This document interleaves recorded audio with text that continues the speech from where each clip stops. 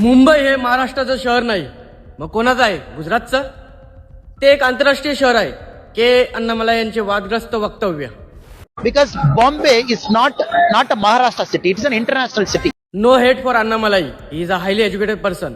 परंतु अण्णामलाई याच मुंबईला महाराष्ट्रात जोडण्यासाठी 106 लोकांनी आपल्या प्राणाचे बलिदान दिले 21 नोव्हेंबर 1955 आणि याच हुतात्म्यांमुळे मुंबईसह संयुक्त महाराष्ट्र झाला 1 मे 1960 रोजी.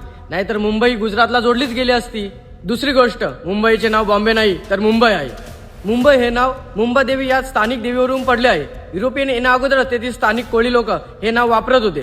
पोर्तुगीजांनी 1530 मध्ये या शहराला बॉम्बहिया हे नाव ठेवले. त्यानंतर इंग्रजांनी बॉम्बे हे नाव ठेवले. महाराष्ट्र सरकारने बॉम्बे हे नाव बदलून मुंबई हे अधिकृत नाव ठेवले.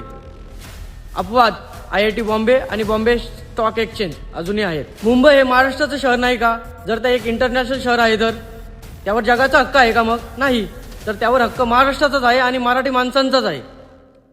इंटरनॅशनल सिटी हे नाव इन्फ्लुएन्ससाठी वापरलं जातं, अधिकारासाठी नाही.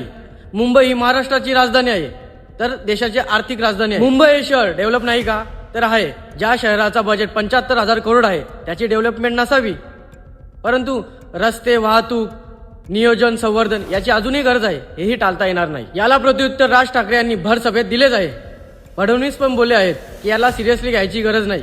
परंतु तुम्हाला काय वाटतंय सांगा.